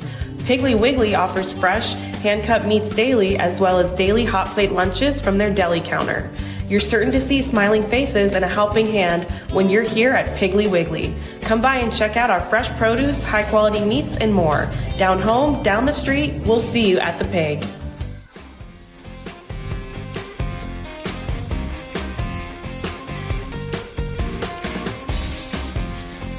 Welcome back into this wild and wacky edition here of Main Street Sports Today. I'm David Wilson. That is Calvin White. Looking forward now for our weekly NASCAR segment with Heather Williams out of Johnson City, WCYB-TV. What's going on? How Gentlemen. you doing? Oh, I'm doing awesome. You know what? When I first started doing this, Mo didn't know anything about NASCAR. We are eventually going to turn Calvin into the next Mo. He's going to be texting me questions about NASCAR during the week. It's going to happen. I don't think he's still a fan, but he at least is paying attention now. So to give you some insight really quickly, Heather, yesterday in the group message, we were trying to kind of prep Calvin, and Mo said just add or put down the letters to Heather SVG, and Calvin said, "What's that?" So we're getting there. We're getting there with Calvin. We're trying to educate him a little bit. Obviously, Heather, thank you so much for joining us, and just kind of mentioned right there with SVG. It seems like he's been so dominant on the road courses here on the NASCAR Cup schedule. The last 4 of them, winners of 4 in a row. What makes him so good, first of all, on the road courses? Obviously, it's from his background out there in the Australian supercars, but kind of what Denny Hamlin mentioned on his Actions Detrimental podcast. He's just the best at what he does, in the way that these road course races kind of shape out. You really don't have a chance to pass him when he starts up front in the field.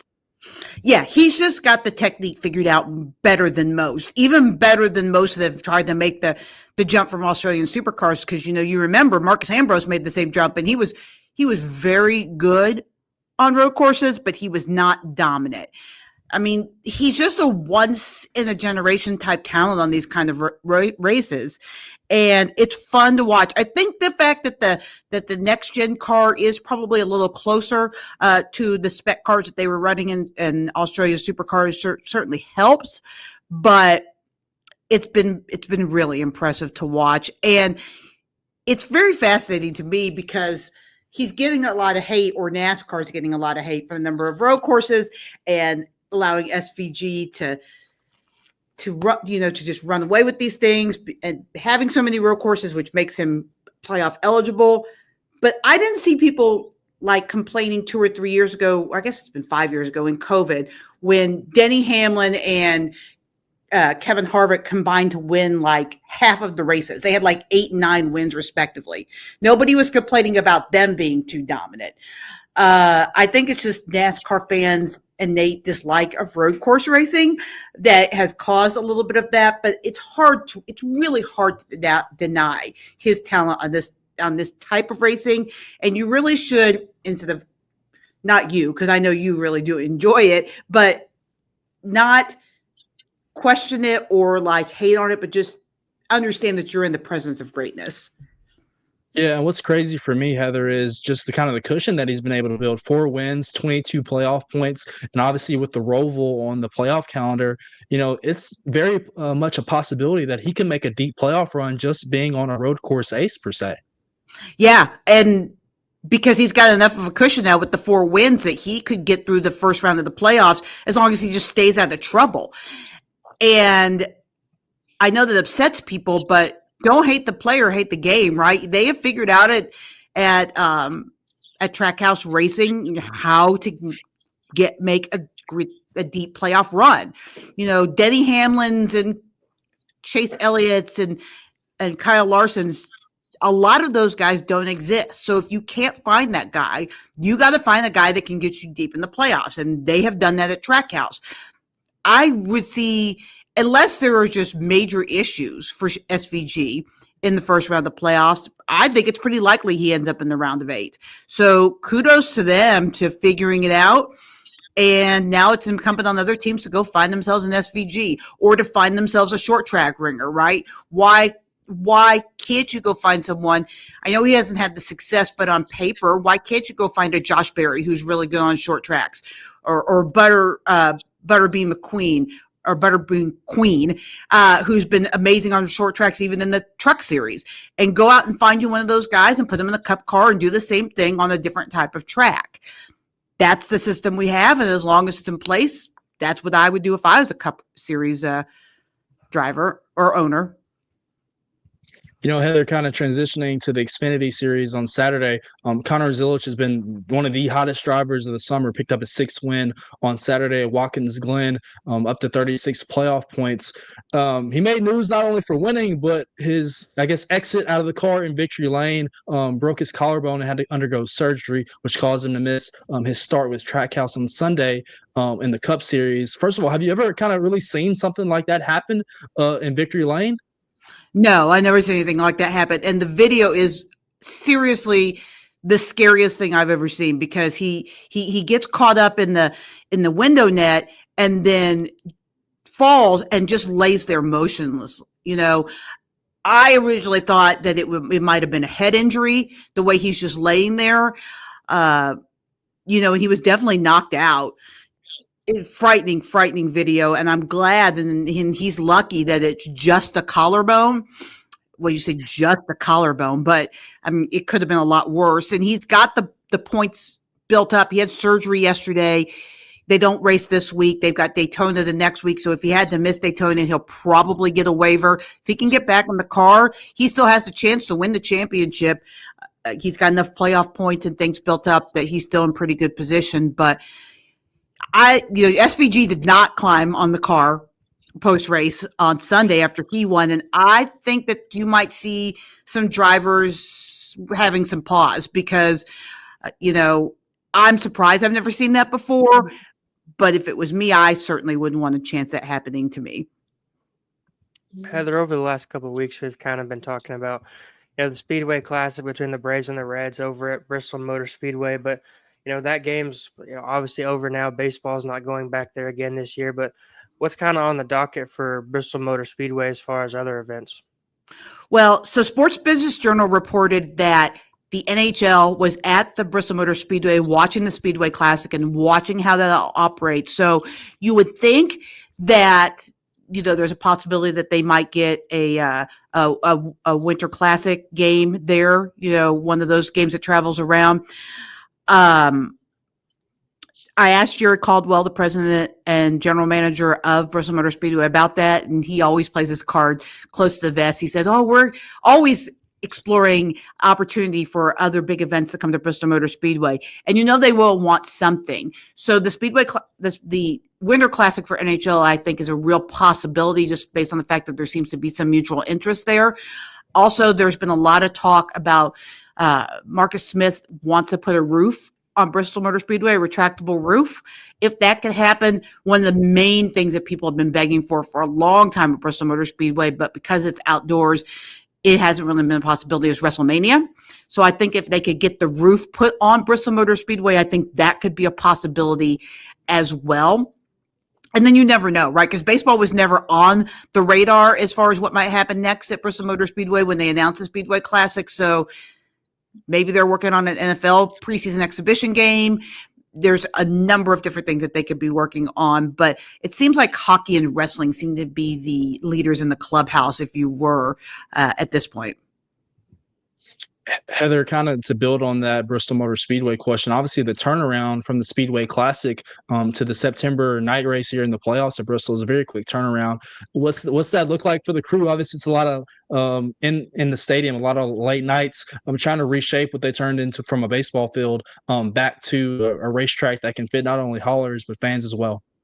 Yeah, and I'll tell you, I was there for several hours after the Speedway Classic, working on filing my reports, and they started tearing stuff down as soon as the final pictures were taken with the Braves with the trophy. They were tearing stuff down and moving stuff out, and it's a very quick turnaround, just about 40 days in between.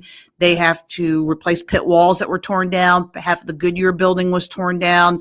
They'll have to put back lights that were taken down. So they're going to be very, very busy, obviously removing all the structures that were temporary structures that were built in the infield.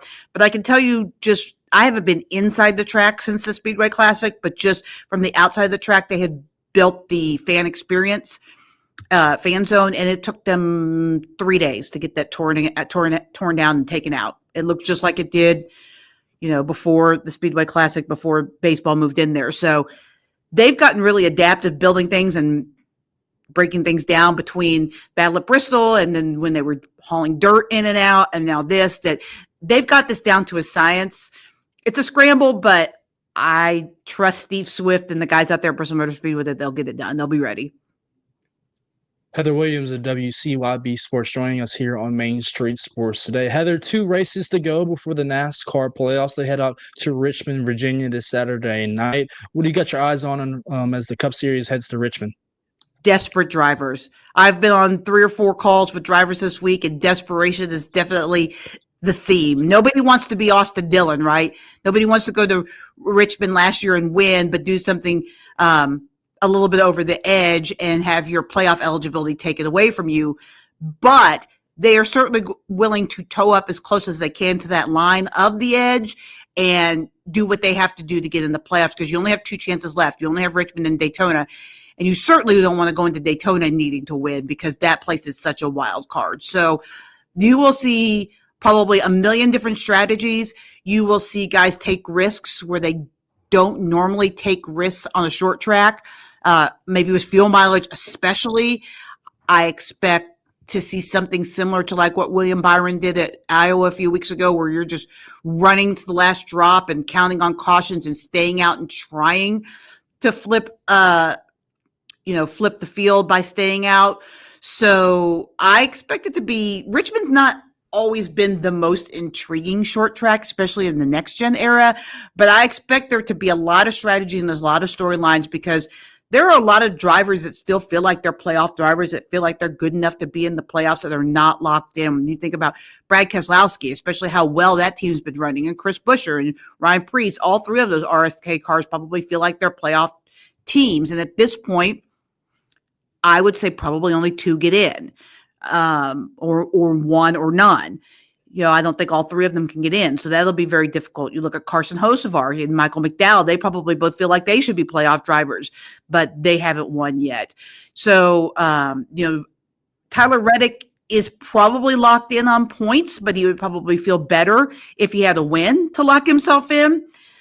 So, Kyle Busch is another guy that probably feels like he should be a playoff driver. Austin Dillon, we mentioned him. He won in desperation, had it taken away, but he's a guy that at least twice in his career has gotten a walk-off punches ticket to the playoff win when he's needed it.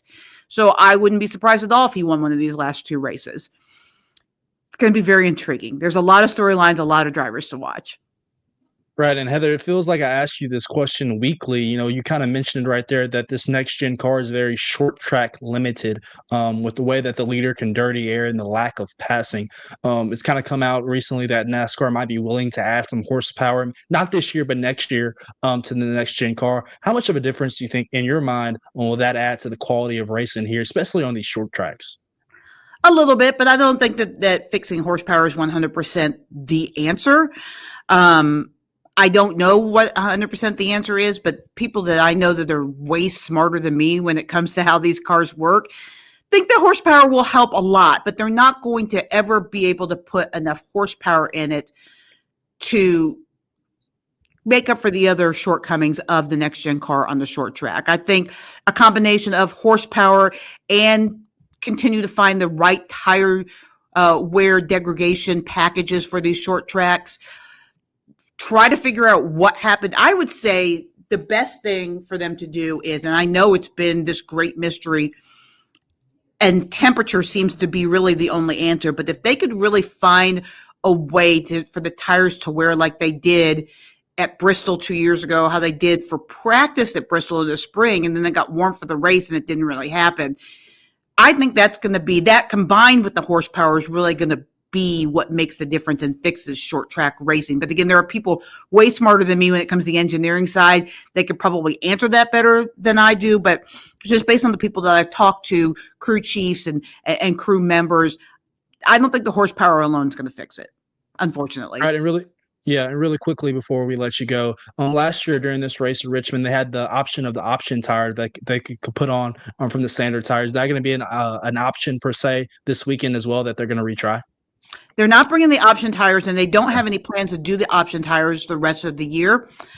I'm not exactly sure why they don't want to do the option tires, but what I've been told is they just want to find one top tire that wears and does the best without having everybody on different tires. So no option tires this week. I did think it made the Richmond race a lot better last year, but NASCAR just doesn't want to go down that path. It's a path that IndyCar does, and I think NASCAR has gotten a lot of backlash for doing things like IndyCar, like other forms of racing when it comes to that kind of stuff. So they don't want to go down that path. But who knows, if they can't get this fixed, it might become an option again next year. But they don't have any plans to do any option tires for the rest of this year.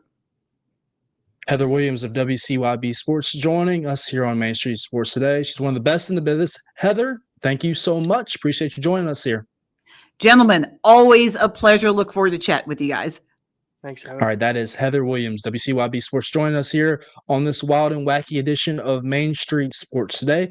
Coming up after the break, it is time for the wildest and the wackiest stories from across the globe. Calvin's thoroughly vetted and combed through those, and we're looking forward to seeing what he has in store for us right here after this commercial break here on Main Street Sports Today. One more segment to go. Stay with us.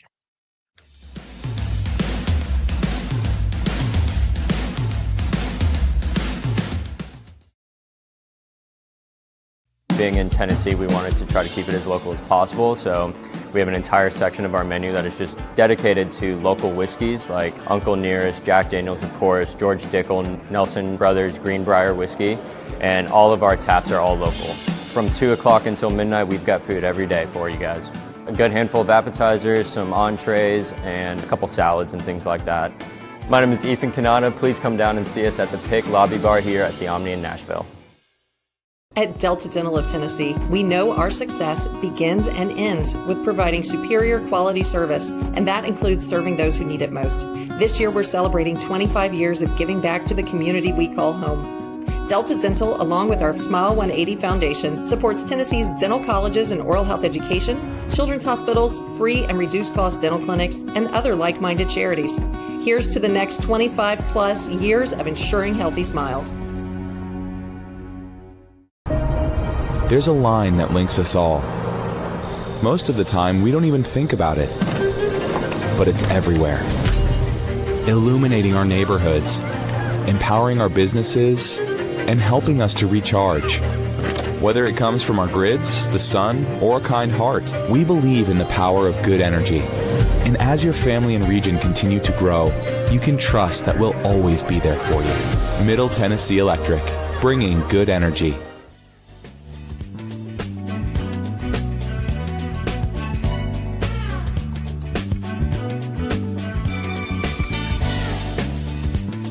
Final segment on a Wednesday. It is a wild and wacky edition of Main Street Sports Today, brought to you by the good folks at the Tennessee Orthopedic Alliance of Columbia. I'm David Wilson. That is Calvin White. Calvin, it is time. You've thoroughly vetted, scoped the landscape for the wildest and wackiest stories from across the globe. I'll hand over the microphone to you and let you get us going here with 18 minutes to go. Yeah, the pickings were slim this week in terms of super extreme wackiness. So we're going to kind of do the opposite of what we've been doing over the last couple weeks. We're going to get to the least wacky ones first. So the first one we're going to get to here is this Indiana man's sunflower. He grew a sunflower that is apparently a world record. This flower got up to 30 feet 7 inches tall. So he grew this sunflower to 30 feet 7 inches tall and is apparently a world record for tallest sunflower. Okay. You're speechless. I'm speechless. I like it. I enjoy it. It's like, I think for me, it's once again these people chase these world records. I assume, but I don't know if you just do this for a world record. It seems like he has several different, plants and flowers and bushes in his garden or yard per se. So he just let this one grow a little bit. I feel bad for the person having to get up on top of the ladder per se. It's a little dangerous when you get that high, but I could see it. Like I said, when you have a garden like that with flowers or trees, etc., I could see something like that happen per se. Give me your thoughts. Yeah, it says he broke the world record when the flower reached 26 feet and 8 inches tall. So he kind of just let this thing he just kept it going. He let it continue to grow, and then it says he tried to break the record again last year, but ultimately fell short. I don't know if that flower just quit growing or He fell short or the flower fell short. I don't know. It's literally and figuratively. Yeah. So this is obviously something that this guy was setting out to try and break. I don't know how you figure out that that's a world record that's out there, but either way, he was out in his garden trying to break that record. So he was doing his best. I mean, to his or to their is their own, right? So you can do what you got to do. If that's something that drives you, that's your prerogative. So that's not something that I would sit there and do every day. But like I said, to their is their own. Yeah. So moving on to our next wild and wacky topic. The Brooklyn Cyclones, minor league baseball team, have a Elaine dance contest from Seinfeld. Anybody that's a Seinfeld fan knows about Elaine's less than spectacular dancing skills.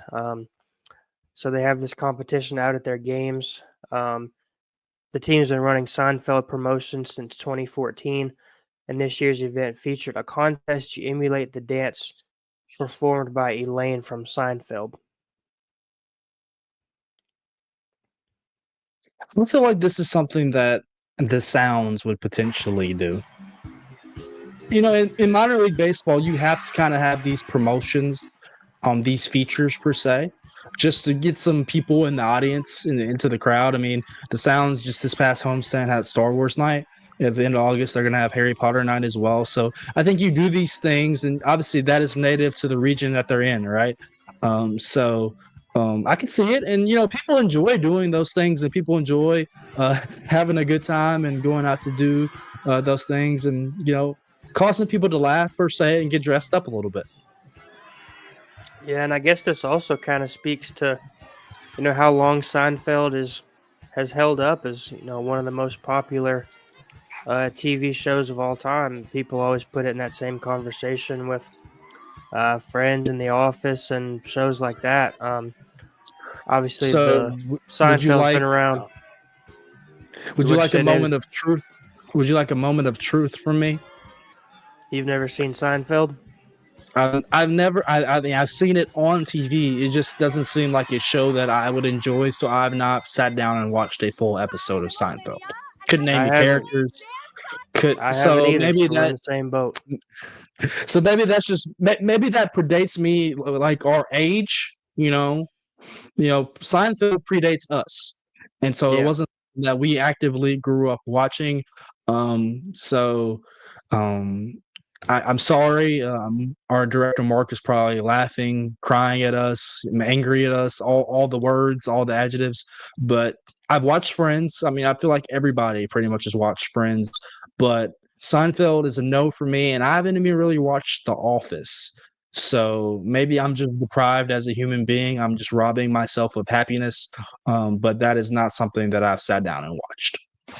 Yeah, The Office isn't everybody's kind of cup of tea, but that's what I kind of grew up watching. I've seen the whole thing through a couple times. I've watched Friends. Obviously, I know that a lot more than Seinfeld. I've never watched Friends all the way through, but like you said, Seinfeld kind of predates us. So I've never. Everybody always talks about it as one of the best shows ever, but I've just never kind of brought myself to sit down and watch multiple episodes in a row to figure out if I would be interested in watching the full series. But producer Mark says he is appalled at us in the chat. He's writhing in pain probably at us. He's probably wanting to end the feed right now. Just to get back at us. So stick with us, Mark. We got 10 minutes to go. But I mean, it's just kind of the nature of our generation. I feel like if you ask anybody around my age, 25 years old and younger, how many people have watched Seinfeld, I think the more will be in the minority than the majority. Just a wild guess right there. Well, good thing for Mark, we're moving on. The headline on this one reads, "Burglar bears break in foiled by fearless 6-pound Pomeranian." This woman was doing her laundry and she had the back door to her house open because it was hot. And she lives right up against the woods. And this bear wandered into her house and it was like smelling a bunch of her stuff and trying to get in her kitchen. And then her little 6-pound Pomeranian just comes out of nowhere and chases this bear out the back door and back into the woods.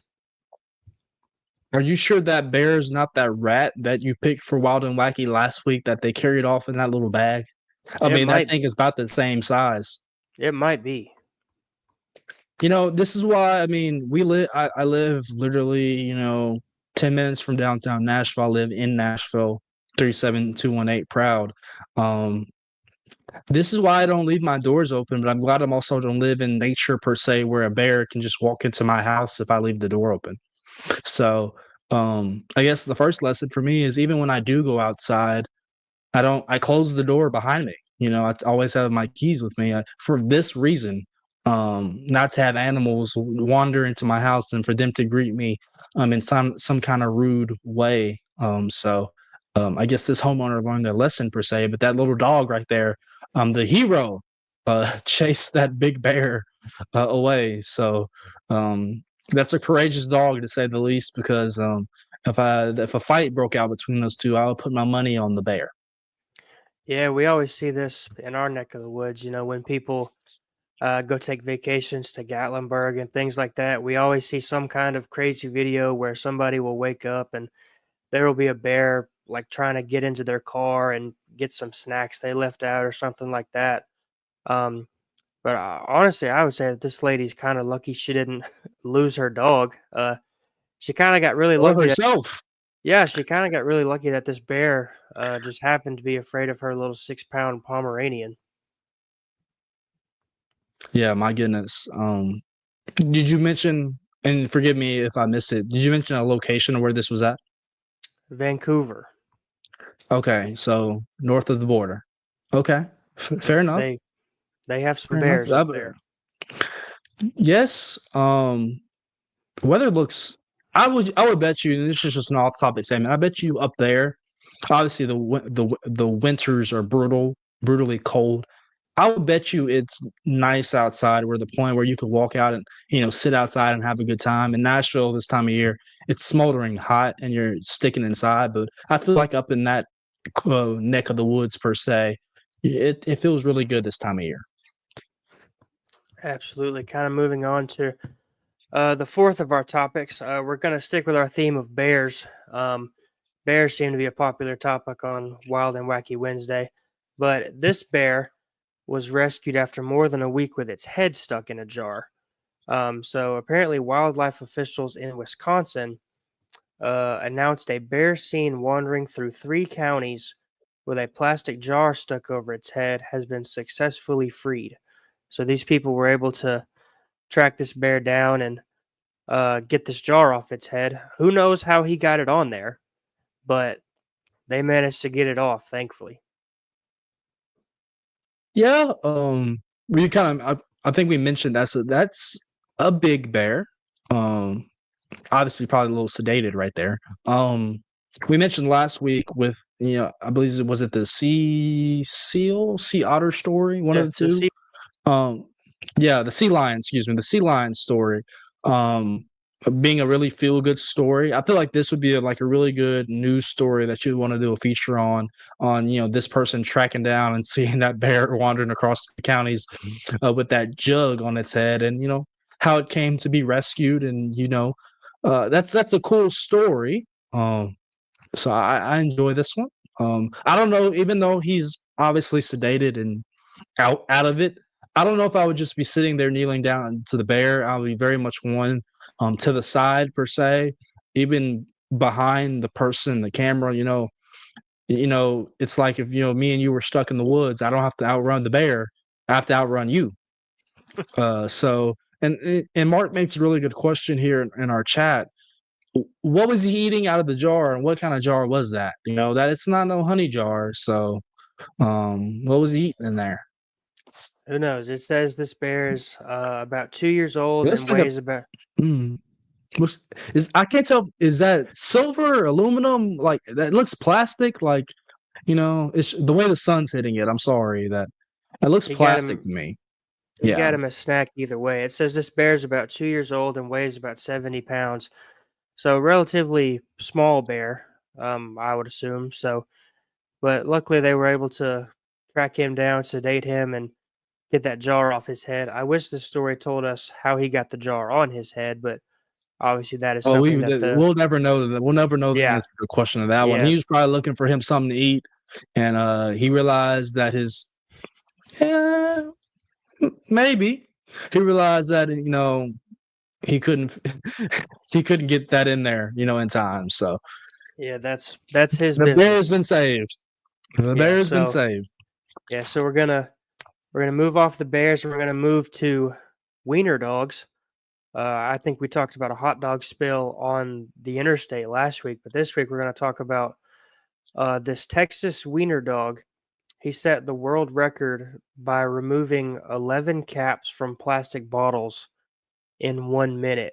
And I think Mark might have a video for this. Mark, do you have a video for this? I do not. All right. I can get it. I'm going to do my best to paint the scene for you. This wiener dog, his owner just keeps putting bottles down on the little blanket there for him, and he just keeps grabbing the bottles with his paws and just twisting the caps off like we would with our thumbs. And apparently this was a world record. This wiener dog has the record for 11 caps in a minute twisted off of a water bottle. It's pretty impressive considering that dog's size right there and his paw size. The coordination and the skill, I'm impressed. And he doesn't have thumbs. And I would say my dog was never truly smart enough to accomplish something like that, let alone go fetch the ball or the stick. Yeah, my dog will fetch the ball, but he does not give you the ball back. He thinks that when he brings you the ball, you're supposed to chase him around and get the ball back from him just to throw it to him again. Too much work. No, but obviously this wiener dog kind of has the brain power to accomplish this task. But jumping into, I wonder what the training is like for that. Like, I wonder if the dog. I don't know. Like, does the dog learn that on his own, or does it have to be taught that? Or it's interesting. I don't know. This story says there were no practice sessions. Apparently, he did this on the first try. Okay, fair enough. Kudos to him. But moving into our wackiest story of the day, 4 men eat beans with toothpicks to break world record. These 4 men got together, and they broke the world record for the amount of beans eaten in 3 minutes by a team of 4 with toothpicks. The 4 of them ate 559 baked beans in 3 minutes to break the previous world record of 429. Okay, so I'm gonna preface this by saying I enjoy baked beans with brisket, ribs, barbecue chicken, whatever. I'm a baked beans guy. I'm good with that. I don't know if I'm actively just eating baked beans alone to set a world record, let alone that many in 3 minutes. Like, I feel like you're running to the bathroom after that, per se. Just my thought. Yeah, I also like baked beans, but I would imagine that's also kind of somewhat dangerous, shoveling beans into your mouth with a sharp toothpick at that amount of speed. I'd be scared I'd poke my gums or my tongue or something like that. But like when you think about it from a logistical standpoint, it kind of seems impressive that they were able to eat that many beans that fast with just a toothpick, not a fork or anything. Once again, the motivation to do these things I just don't have, so I'll tip my cap and move on. But they're just doing it for the record, per se, I assume. So, yeah, this is another one of those things that you have to seek out and find out that it's a record to try and go break it. Right.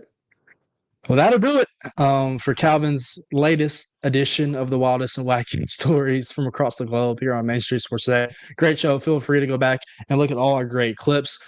Thanks to Heather Williams for joining for our segment here recently, talking a little NASCAR as well. And obviously with our SEC previews with Arkansas. Appreciate Anthony Christensen of HoldHogSports.com. Looking forward to joining you tomorrow with Maurice Patton on a Throwback Thursday. You guys have a good rest of your Wednesday afternoon here in the greater Nashville area. See you next time.